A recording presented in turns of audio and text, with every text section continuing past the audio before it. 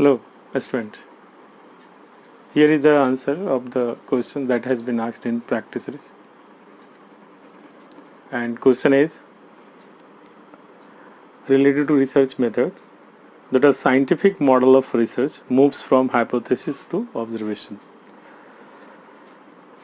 The first part of the question says distinguish the concept of research hypothesis and alternate hypothesis and accommodate the concept of hypothesis of point prevalence in your discussion.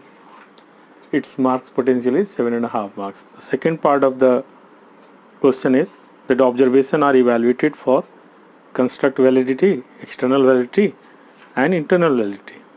Elucidate and mention ways of improving them. Again 7.5 marks. So in total it carries 15 marks.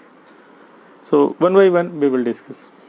See, a scientific model of research moves from hypothesis to observation. This is very customary things that in hypothesis testing, in scientific research, steps are defined and determined. You cannot change that thing. So first we make hypothesis and then we collect data, and under the light of data either hypothesis is confirmed or contradicted. So this is the customary practice. So here it says that distinguish the concept of research hypothesis and alternative hypothesis. Now question is this thing that what is a research hypothesis?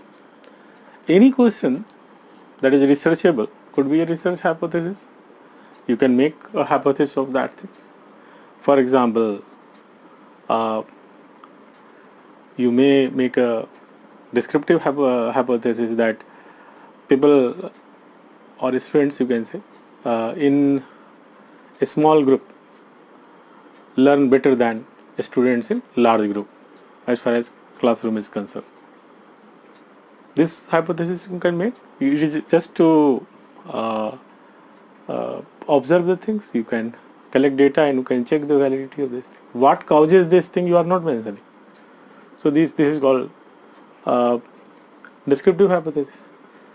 So descriptive hypothesis involves relational hypothesis and naturalistic observational hypothesis, that kind of things, survey hypothesis. All these things are survey research, correlational research or naturalistic observational research are descriptive.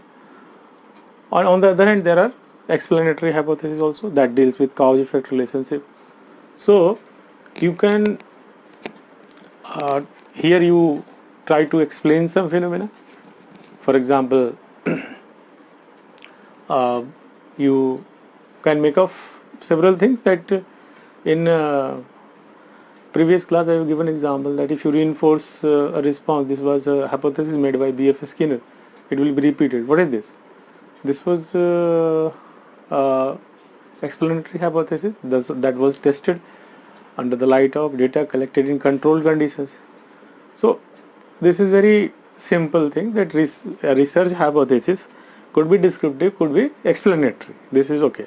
This is you keep in mind. Now the concept is that what is research hypothesis and what is alternative hypothesis. As far as research hypothesis is concerned, in scientific circle, it is very customary that we make suppose this is my research hypothesis.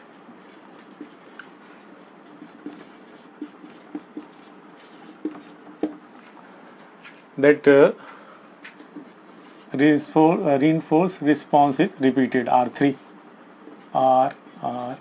This is the things I want to test. The reinforced response is repeated. This is the thing. Then what will be the its alternative hypothesis? Generally, we make just reverse of the hypothesis that reinforced response is not repeated. Reinforced response is not repeated.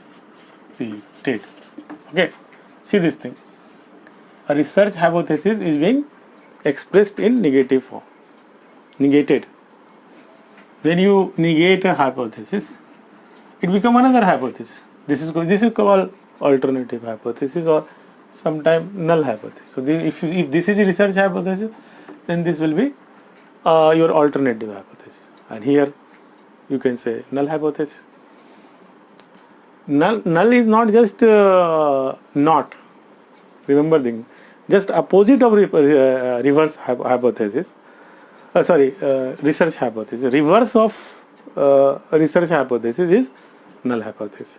Suppose original hypothesis is this one, the reinforced response is not repeated. This is your research hypothesis. Then in that case, this will be your alternative hypothesis. So what will be HO and what will be HA? It depends. Okay. I am telling that three things are there: HO, HA, and HR. Let's say research hypothesis.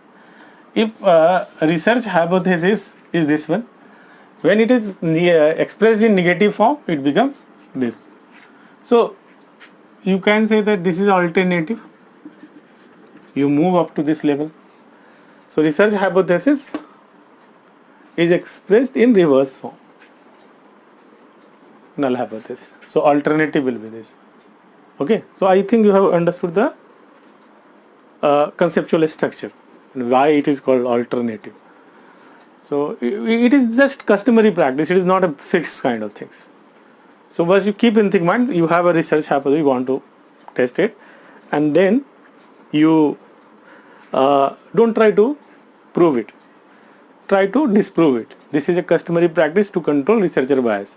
So what is that? Rather to prove your hypothesis, you should try to disprove your hypothesis. So that is why it says that you must create an alternative hypothesis and try to test that thing. If suppose 100 efforts fail to prove alternative hypothesis, you will have 100 reasons to believe in your original hypothesis. But what will happen if you go directly? Then what will happen? That the moment you get some evidences, you will be jumpy. You will come to conclude that yes, my hypothesis is correct. So this is a logical check and balance on the research hypothesis. I hope you have understood. The second part of the question says that accommodate the concept of hypothesis of point prevalence. See, this hypothesis, when you are trying to test the hypothesis, then what will happen? One is called hypothesis of difference. So first of all, you will start with null hypothesis, hypothesis of no difference. So this is nothing but null hypothesis. I think it is clear. Now come forward. If this is rejected, then we come to accept this one, hypothesis of difference.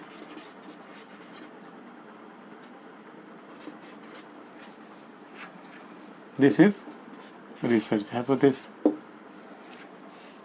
Now under hypothesis of difference, there may be several categories.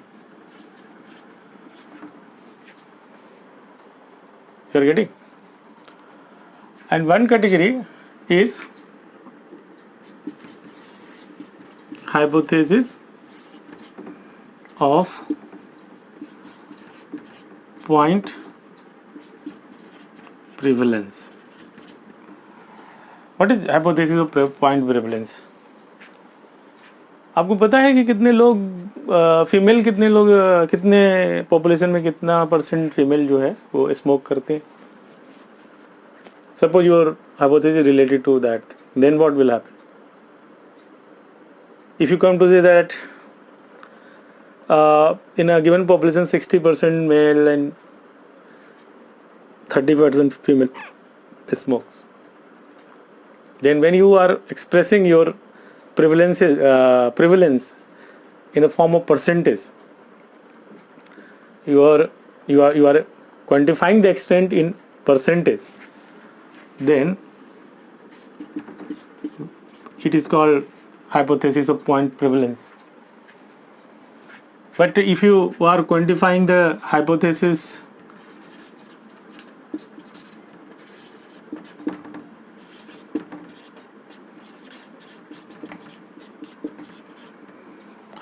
of association, is that if you say that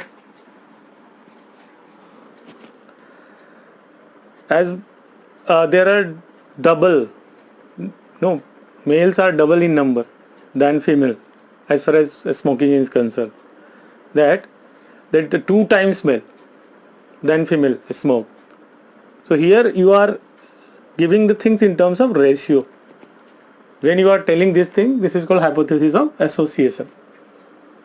It is a customary kind of thing, it is not a big thing, but all these things are associated, denoting this thing, hypothesis of difference. So hypothesis of difference is expressed in various ways, getting, and like point prevalence, hypothesis association, or other ways are also there. So this only shows that what is the level of exactness you are expressing in your research. Suppose ordinal level, interval level, ratio level. This one is ratio level, 2 times, 3 times. See this thing. So scaling you are doing at the very with a greater precision. So this will improve. You go there. But essentially it is reflecting this one, hypothesis of difference. यानी hypothesis of difference को कई level पे आप express कर सकते हैं. तो उसका जो इतना हायर लेवल होगा उसी को उसका एक नाम दिया गया है. So I hope you have understood this thing. Not very difficult. चलेंगे दूसरे पार्ट में. बहुत ही आसान है. मैंने जैसे कहा है ना कि आपको थोड़ा सा एग्जाम्पल भी डालते जाना चाहिए जब भी आप, जैसे कैंसर के केसेस हैं, डिप्रेशन के केसेस में आपने देखा होगा कि फीमेल में ज़्यादा होता. तो ये आप कहते हैं 2:1 का है, मतलब डबल ही लगभग केसेस. पॉइंट प्रेवलेंसेस के जगह पर हाइपोथेसिस ऑफ एसोसिएशन आपने बोला, 2:1 का रेशियो बताया ना. So suppose you are testing this kind of hypothesis of difference, then this is the things. Getting? Okay. Now second part of the question is that observations are evaluated for construct validity, external validity and internal validity. So let me tell you one thing, that when in whatever kind of observation we do, observation comes in various forms, direct, indirect. Test क्या है, भी एक observation है, लेकिन indirect, सर्वे indirect है ना. Interview भी एक तरीके से डेटा देता है आपको. फिर डायरेक्ट ऑब्जर्वेशन जैसे naturalistic observation, lab observation, what ever be the observation, it could be evaluated for 3 things. 3 kind of validity we focus upon. So this is all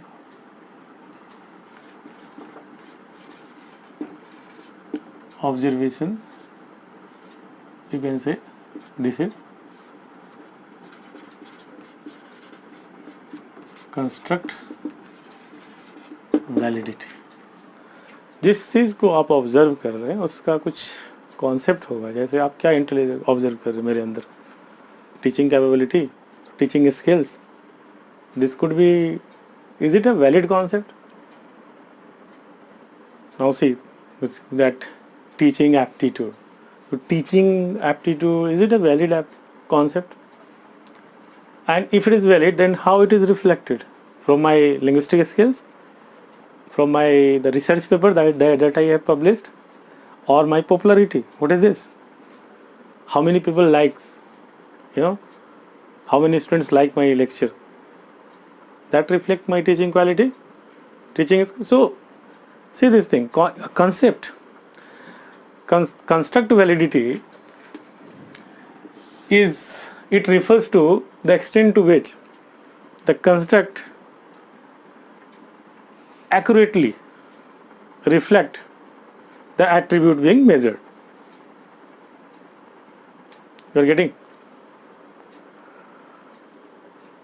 कोई भी कंस्ट्रक्ट वैलिडिटी जो है उसका क्या है, जो आप मेजर कर रहे हैं वो कितना सही है, वो उसका वैलिडेशन कितना है सही।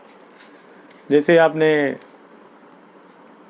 इंटेलिजेंस का कॉन्सेप्ट दिया, तो इंटेलिजेंस में है ना कि एबिलिटी टू रीजन वेल, जज वेल, कॉम्प्रिहेंड वेल। सो जैसे हमने प्रीवियस लेक्चर में कहा था कि वो इंडिकेटर और वेरिएबल्स के थ्रू मेजर किए जाते हैं। तो to what extent that is accurately expressed through that indicators and variables. So construct validation जो है वो ये है कि जो चीज़ आप ऑब्जर्व कर रहे हैं, जिस चीज़ को ऑब्जर्व कर रहे हैं वो वैलिड है क्या, वो कॉन्सेप्ट वैलिड है, और जिस तरीके से कर रहे हैं कि जो जिस जैसे आप कह रहे हैं कि मैं आपकी रीजनिंग पावर को टेस्ट कर रहा हूँ, तो रीजनिंग से आप मेरा इंटेलिजेंस टेस्ट कर पा रहे हैं, ये सही means does it reflect, means reasoning reflect truly reflect the attribute of intelligence. So extent to which independent or dependent or in general because the variables reflects the attribute being measured refers to construct validation. तो construct validation का मतलब यही होता है कि कितना जो आप कंस्ट्रक्ट मेजर वो है, वो तो कॉन्सेप्ट्स है, कॉन्सेप्ट्स को तो आप वेरिएबल्स के थ्रू या इंडिकेटर के थ्रू मेजर करते हैं, तो हमने पिछले क्लास में बताया था। तो इसको कितना वो एक्सटेंट में how extent to which variables reflects the attribute being measured, okay. And clearly इसको इम्प्रूव करने के लिए हाउ टू इम्प्रूव ये भी दिया हुआ है क्वेश्चन में, how to improve construct validation. तो आपने देखा होगा कि ऑपरेशनल डेफिनेशन से होता है, पिछले क्लास में बताया था कि that operationalisation, how things will be observed and measured. If you define it clearly then वो कंस्ट्रक्ट वैलिडेशन क्लियर होगा। तो ऑपरेशनलाइज करके आप चीज़ों को ऑपरेशनल डेफिनेशन देकर कॉन्सेप्ट्स का, जैसे कि रीइंफोर्समेंट का एग्जांपल दिया था पिछले क्लास कि हाँ रीइंफोर्समेंट को आपने कहा कि anything that follows a behaviour and if it increases the frequency of behaviour then it should be considered as reinforcement. So you have given very clear cut observable and measurable indicator, okay.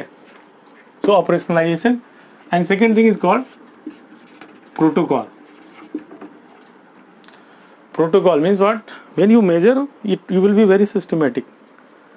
It doesn't mean that you will be, you will measure in some part of the things and will leave other part of things. Suppose you need to measure something very, accurately for some time, then you will be systematic. So protocol means following the protocol of scientific observation. जैसे आपको जो पसंद है ना पसंद वो आप observe मत करिए।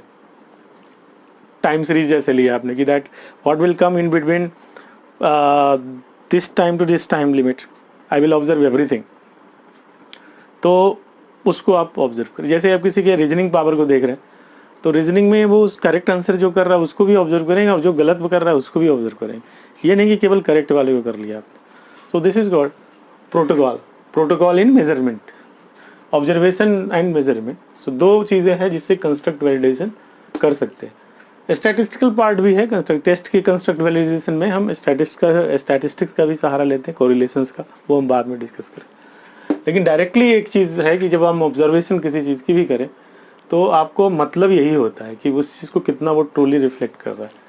टेस्ट में थोड़ा चीजें ऐसी होती है जिसको हम और डिस्कस करेंगे अलग से, लेकिन ऑब्जर्वेशन इन जनरल आप ये कर सकते हैं। दूसरा है एक्सटर्नल वैलिडेशन, मैं इसको वो कर देता हूँ।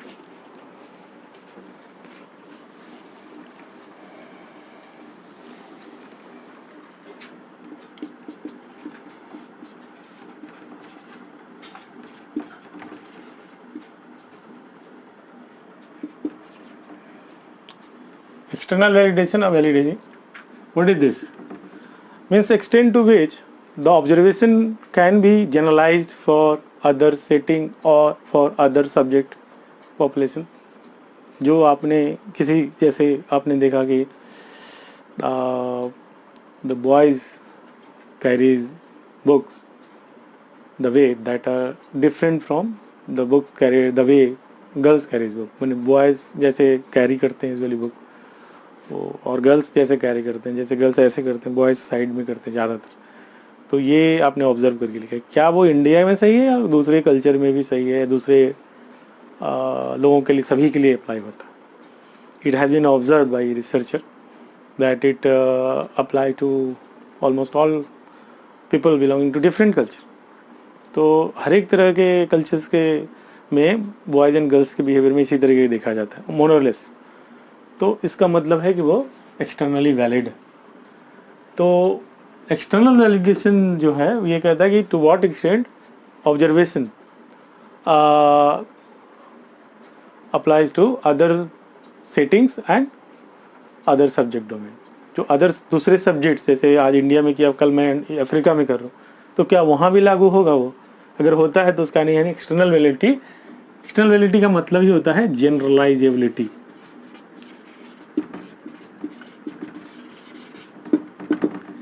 जनरलाइज करने का पावर जो है उसमें है। तो इसका जो इसको इम्प्रूव करने का क्या तरीका है, हाउ टू इम्प्रूव?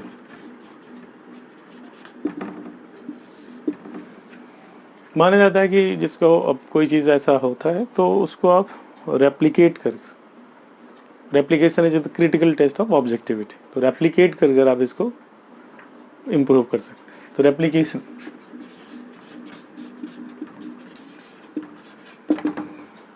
इसको आप कर सकते हैं। रेप्लिकेशन है वो किसी भी चीज़ को बार बार रिपीट करके ऑब्जर्व करना, and if you get the same result again and again. Replication over other subject and all, आप हमारे किसी एक सब्जेक्ट पे किया और किसी एक सब्जेक्ट के ग्रुप पे सैंपल पे किया और वो उसी पे लागू, तो क्या फ़ायदा वैसे रिसर्च का?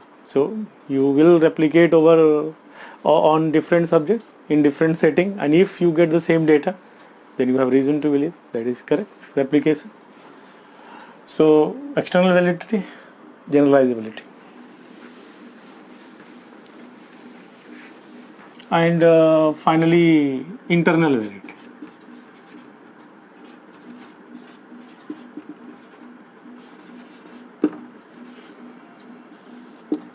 Internally valid observation क्या होता है? Means that causal inferences means cause effect relationship के बारे में इन्फ्रेंसेस अगर निकालना हो तो हम कंट्रोल्ड ऑब्जर्वेशन से ज़्यादा अच्छा निकालते हैं। Means causal inferences are best inferred from controlled observation. This is the meaning of that. So internal validity refers to extent to which we can infer valid cause effect relationship. Getting? We can understand cause effect relationship. तो cause effect relationship को reflect करता है ये internal validity. जैसे किसी controlled condition में जब आप ऑब्जर्व करें, जैसे one of the best research, or I think first research in social psychology has been conducted by Triplett, है ना? ट्रिपलेट ने स्टडी किया कि at least on some repetitive task people perform better in group. यानी जैसे उसने फिशिंग स्टिक्स का लिया था एग्जांपल, कि रीलिंग, मतलब फिशिंग स्टिक में रीलिंग जो होता है वो अकेले में आप तेज करते हैं या साथ में। So he found that when someone else is present in social situation, at least your rate of reeling, pace of reeling is faster. So see this thing, how he come to know, how he can infer this thing, because he repeated the experiment under controlled conditions several times. So controlled observation give you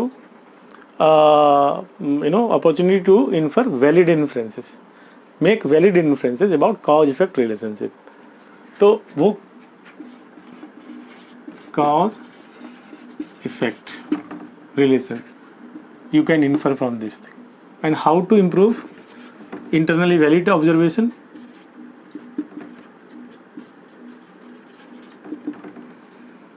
control को बढ़ाकर, improve control, greater the control better the internal validity. This is the equation. जितना control अच्छा होगा उतना आप valid inferences निकाल सकते हैं. तो ऑब्जर्वेशन चाहे वो रिलेशनल ऑब्जर्वेशन हो, जैसे कोरिलेशनल ऑब्जर्वेशन करते हैं दो चीज़ों को रिलेट करने के लिए, या डिस्क्रिप्टिव ऑब्जर्वेशन है जो हम सर्वे में करते हैं, नेचुरलिस्टिक ऑब्जर्वेशन में करते हैं, केस स्टडी में करते हैं, बहुत सारे descriptive observation. Whatever observation is there or causal, in all three, observation will be evaluated for construct validation, external validation and internal validation. तो इन तीनों चीज़ों को देखते हैं. और इनफैक्ट इन दोनों में internal validation and external validation there is trade off. If you maximise one, other will be कम. See in external validity requires no intervention, no control. And internal validation require more control. See this thing, the contradict. So obviously if you try to maximize external validity, then internal validity will be affected and vice versa. So you go for what? Some optimal point. You cannot say that हमें दोनों maximum चाहिए, ऐसा नहीं हो सकता. So I hope I have explained the things properly. If you have any doubt, you can ask. You can send me message on the number, WhatsApp number that has been given to you. Thank you. Next questions कल morning में दूंगा मैं. You can do it. Thank you for watching.